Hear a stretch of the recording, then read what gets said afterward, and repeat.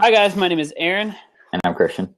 and this is episode 24 of Brain 10, where we brainstorm 10 ideas 2 to 3 times per week about small business, startups, and tech. So today's episode is 10 things you need to know about live broadcasting. So I think Christian will get us into number one. Yes, number one.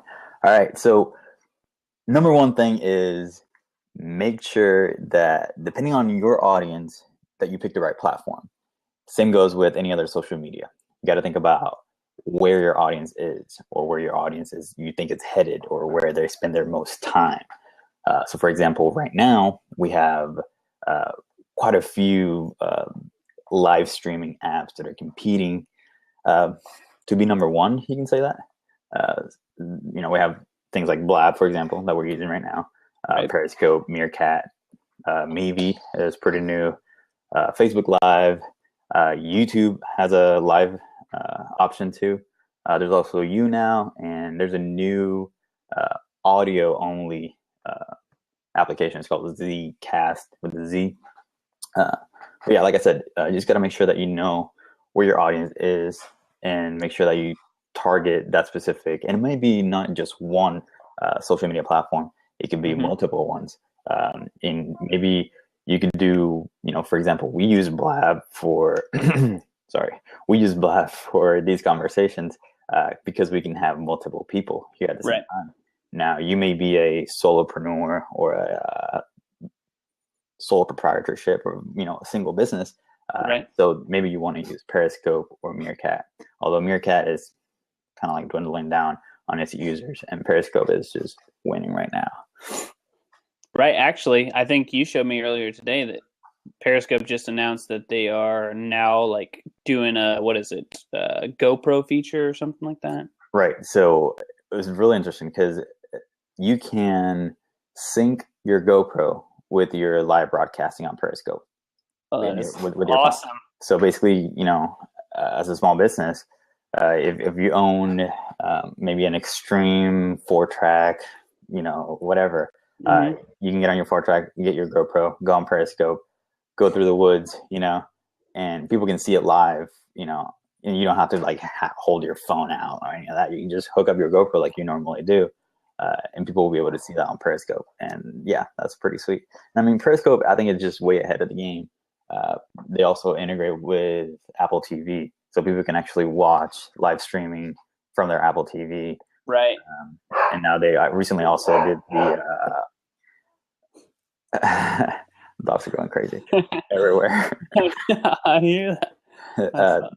The Periscope also did the integration with Twitter, so now you can see the live streaming from the Twitter feed. Right, I saw that. So again, I think Periscope is killing it. The amount of users is just I believe it was around November, 10 million compared to 3 million that Meerkat is on. So yeah, I think Periscope is definitely way over what Meerkat is. Yeah. Okay. All right, so let's move on to number 2 here. Number 2 is practice makes perfect. And what we mean by that is, so luckily you guys are watching episode 24 instead of episode 1. Our first episode was like an hour and 45 minutes long, and these episodes are more like 30 to 40 minutes max. And we've been more laser focused. We know how to engage with our audience, we think, a little bit more, and we know about our topics. So keep practicing it. You can't get better at something without putting in the work, and that goes with anything. So just like with this Blab, the more Blabs you do, the better you're going to be, the more comfortable you are, and the more engagement, the higher audience retention that you're going to have as well.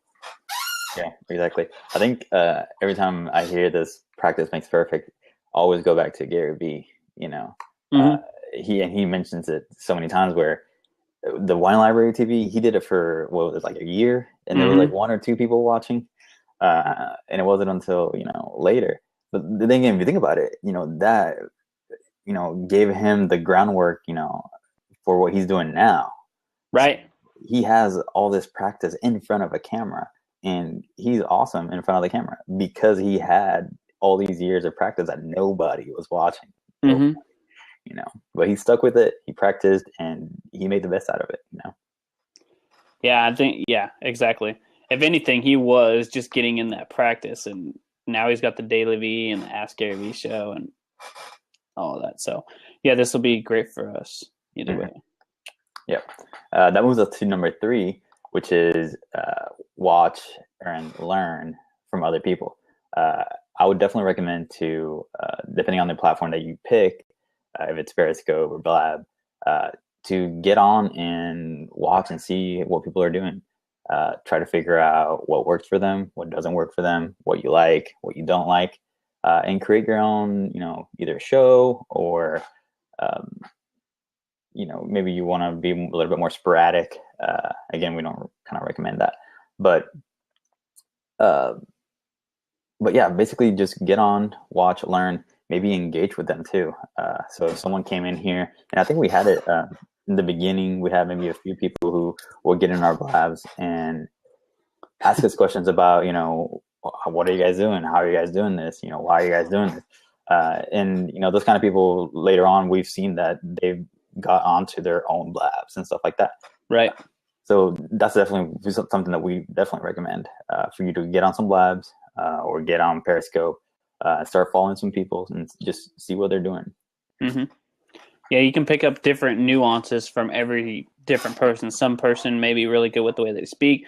The other person's really good at making sure they comment back or engaging with the audience. So take the best from each of them and create your own. Exactly. All right. Moving on to number 4, engage with people you follow and watch. So this kind of is a segue from what Christian was saying. He was saying you can get on there and watch, learn from them. But if you don't feel comfortable doing that yet, that's fine. This is kind of like the next step. You want to engage with them at some point too, because that gets your name out there as well. If you get it on a conversation, or like if somebody else jumped into our blab and there's 5 other people that watch them as well, they're going to get that exposure too.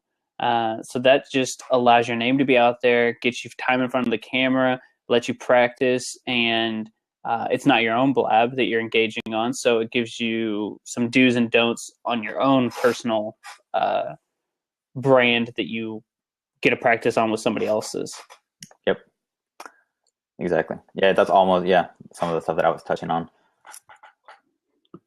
And again, that's we're saying this for live broadcasting, but then again, some of the stuff even applies to, other social media like Facebook, Facebook posts and stuff like that. That's always very important to engage with the people that you follow and you are, following too. So number 5 is if you decide to do a show, which we kind of recommend because people look for, for that consistency.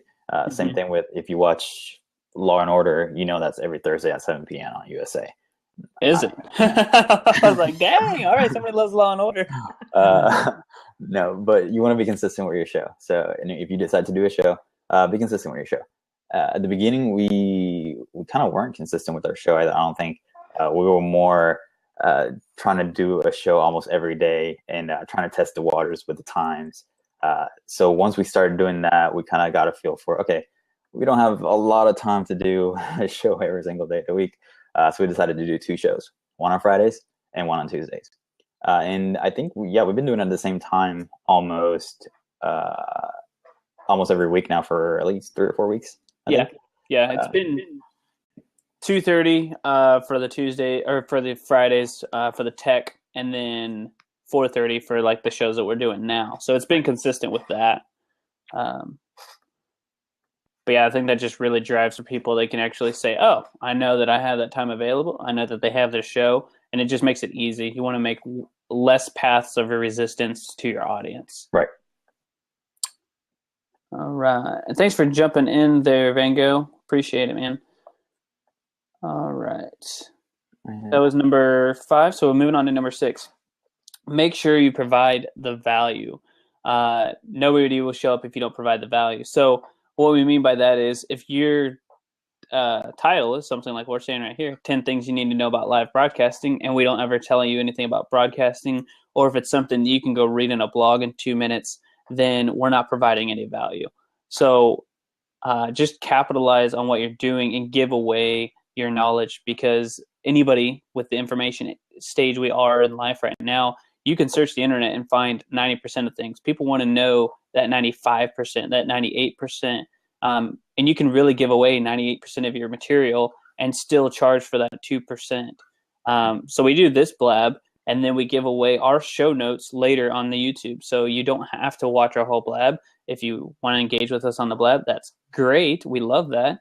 And we're here to answer questions. But if you don't want to do that and you just want our knowledge, we give that away for free. We're trying to provide the value so people understand and they associate us with, oh, those guys, they're the ones who gave me, $10,000 in revenue in my business for Facebook retargeting ads. And I would have had to pay so much more for somebody else to even explain that to me.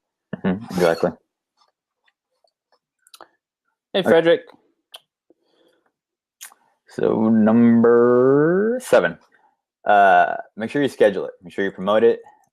If you end up doing a show and you know that you're going to do a show a certain day, a lot of these platforms, I know Blab, Periscope, I believe YouTube Live, they do offer the chance to schedule your shows or whenever you're going to go live. So make sure you schedule them. Make sure you promote them on your social media, and maybe have some other people share it too, so you can get some people on board. Again, this is something that we didn't used to do. And once we started doing it, we did see, at least for Blab, we did start seeing more people subscribe to it, because Blab has its own section where you can see some of those scheduled Blabs that are coming up today. You can see it by hour, and you're able to subscribe to it, so you get a notification whenever that Blab is about to go live. So it's very important to do that. Exactly. And I think and then you could, based off of your followers know, or at least if they have Chrome, you get this little attention bar thing that says like, hey, they just scheduled a blab. Mm-hmm. So all of your followers get notified when you schedule the blab. And then as it gets closer, if you're following them, you'll also see, like Christian was saying, the timeline of people showing up there. You can also do that. We're talking on Blab specifically, but you can also do that on Periscope now. You can schedule on Periscope. You can schedule on Meerkat. Now for Facebook Live, I do not believe you can schedule something like that. But what's cool about Facebook Live is that it sends a notification, I don't know to all of your friends, but from what I understood, pretty much almost everybody would get a live notification saying like, hey, Aaron and Christian are live, or Aaron's live, or whatever you decide your title to be. And they can go directly there from their notifications bar and watch from their desktop or mobile. So that's the only downfall right now for Facebook Live, but I think they offer something a little bit more in depth because it is Facebook and everybody's on Facebook. Thanks for the follow-up, Frederick. Appreciate it, man. I'll follow you back. Just so we know, I don't want to break this up, but anybody who jumps in here, we like to say this every episode, that if you guys come in here, we think you came in here for a reason. Even if you came in here by accident, well, we follow everybody back just because that's just the kind of people we are. So I will follow you back. I believe I followed you back. There we go. All right. So that was number 6, right? Or no, number 7, sorry. Number 8. So this is huge, but it does not have to be a huge expense. So number 8 is microphones. If you are on Periscope, or if you're on Blab, or if you're on any of these, you'll notice that Christian and I didn't go out and spend $100 on microphones, but the quality of sound is just a lot better. If we were to use our computer microphones, or if we were using Periscope, our phone microphones, the quality wouldn't be as good. It's not as crisp and not as clear. So you can use your iPhone headphones. They're not the best, but you can go out and buy some $20 pair. I would not suggest buying, if you're just starting out, like $100 pair of headphones just so you can get your blab. Don't let that be a barrier to get into live broadcasting. And with Facebook Live, I actually have not used headphones, so I'm going against my my knowledge right here, and I should be. I did not, but I was doing it without it, and then watching the videos later, it's just the quality, like the wind was blowing probably, and I just didn't have good quality. But you have a much higher retention rate if you aren't like breaking up, and your video is good and your sound is good. So right. I know a lot of, and I think I've been in a different blab where they were talking about using microphones, not just these things. They were kind of more of against these. But this is one of the ones that they were recommending. It's only like $50, I think, an Audio Technica. It's like more of an entry level microphone. A lot of podcasters, I think they use that specific one right there that I just posted on the comments. Okay, thanks. And I mean, it has pretty good reviews, and it has a lot of reviews, actually, almost 500 reviews. Wow. So that could be maybe an entry level if you're getting serious about maybe podcasting, or a lot of people here on Blab do use some high quality equipment. So Definitely. okay, moving on. Look at that for sure. Number 9, make sure to follow up with comments and people who are commenting as best as you can. I know in the past I haven't really been doing a lot of this, and that's because I was living in Oklahoma, and I was literally out in the country, and we had satellite internet, and it was not good at all. So I was doing all my blabs from my phone using my LTE signal. And it was really hard to comment from the phone while you're doing the blab. And now it'll be a little bit easier for me to do it. Although I'm not used to it, I'll have to get on and get on the comment section. But yeah, just try to do it as best as you can. And also, if you want, you can have, if you have some kind of show, you can also do it like at the end. So you can do like a Q&A at the end, or there's even people who do it before the show. So before the show even starts, you schedule the show and you put in the question section right over here, maybe some questions for for the people who are subscribing. Let them know who you are. Let them know that we're going to be talking about this stuff. If you have any question, post them now, and we'll be able to address them throughout the show. Right. I think that's perfect. Mm-hmm.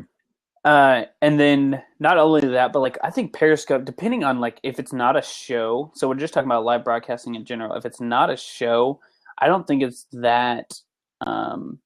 So you don't lose your train of thought. You probably shouldn't do that during a show. But like if you're doing a live broadcast and you're like at a concert or something and people are asking questions, answer the questions. You can answer them live. You don't necessarily have to text it back.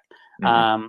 We're talking more like if you are doing a show kind of like ours, we don't want to necessarily interrupt every time somebody has a question and put it all over there, unless this is a question-oriented blab, which now that I say that, we should probably do like a 10 things you want to know, like we'll answer your questions or something like that. I think that would be like a cool blab for us to do. Yeah, I like that idea.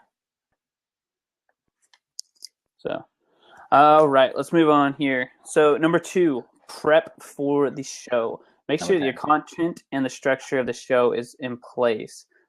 We cannot stress this enough, because when we first started out, I think it was like episode like 8 or 9, everything was smooth sailing through 8 or 9 and it's fine. Blab is beta, but we couldn't get the video to work. I was in another state. He was in another state, and video wasn't working. Audio wasn't working. Luckily, we had people who were very patient for it with us. I probably wouldn't be.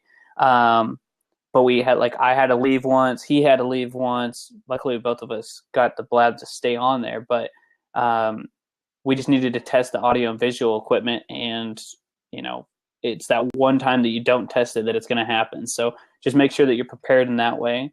And if you have something that you're going to speak about and it's not supposed to be spontaneous, make sure that you have something scripted out. So for this show specifically, we brainstorm our 10 ideas ahead of time, and then talk about those ideas and extrapolate on them during our show.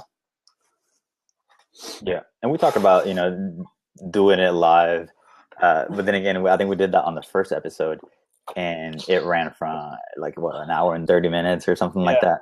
So it was something ridiculous where we know people are not going to stay here for an hour. There is some blabs that they do it for an hour, but I mean, we don't have really that time to be live for a full hour and 30 minutes. Yeah, an hour is one thing, but an hour and 30 minutes, I think there was also somebody who jumped in and they just, I don't know, kept on going. Once the topic changes, we found out some people like it when the topic changes and they just, randomly blab. But we don't like to take too much of people's time. We like to get concise, get to the point, and then if you have questions, we'd answer the questions. Right. I did notice you said number 2 on that last one, which Did was, I? yeah, it was really number 10. Yes, really. It was number 10. Sorry. Okay. So number 11. So we only have 10 things, but we have 10 plus. We have 2 more. Number 11 is going to be plan for the recording. We do record this show because we like to post it on YouTube afterwards, and then we have all our show notes on YouTube. So you'll be able to basically, if you don't want to watch the whole show, you can just look at the notes, and you'll see the content that we have inside the show. But basically, plan for it being recorded. Maybe have an intro, maybe have an outro, and we do record our segment, and we do have an intro and an outro. We stop the recording, and then we actually stay a little bit longer. Maybe just talk to some of the people that have stayed throughout the show. Maybe answer some questions. Maybe people who want to jump in that don't necessarily want to be recorded. But again, Right. we want to maybe plan for the recording, and then get those recordings live. And put them on YouTube, put them on Vimeo, wherever. Facebook, if you want to put them on Facebook. Right, and you can cut it down, like, it does the full segment, but if you have anything like iMovie or, something to cut down the audio, you can easily cut down the first part of it, paste it somewhere else, or put it on your website. Actually, I think that you can do a blab completely embedded on your website now, so that's pretty cool. Yeah, I forgot all about that. Need to do that. Yeah. All right, so the number 12, the last one here, be personable and be yourself. So hopefully we're being ourselves, but people are not interested in like robots. They're not interested in like the content can be amazing, but if the person telling you the content is completely irrelevant and not interesting, you're going to jump out anyway. So we're just getting started, and we're trying to find our voices, but we want our personalities to show through. So we're constantly practicing that, which goes back to one of our other top 10 is to keep practicing it, but be yourself. Don't try to watch somebody like, Gary Vaynerchuk's a great example. Great guy, love the guy, but he's not the same personality as me. What works for him does not necessarily work for me, and what works for me doesn't necessarily work for Christians. So finding your own voice and personality is key. Yep, I have to agree completely. So, all right, that is our 12. Like I said, we will wrap up here, and then we'll stick around for anybody who wants to stay and we have any questions or jump in. So, all right, thank you guys for jumping in. Again, my name is Aaron. And I'm Christian. And this was episode 24 of Brain 10. 10 things that you need to know about live broadcasting. And typically we brainstorm 10 ideas 2 to 3 times per week about small business, tech, or marketing. Thanks.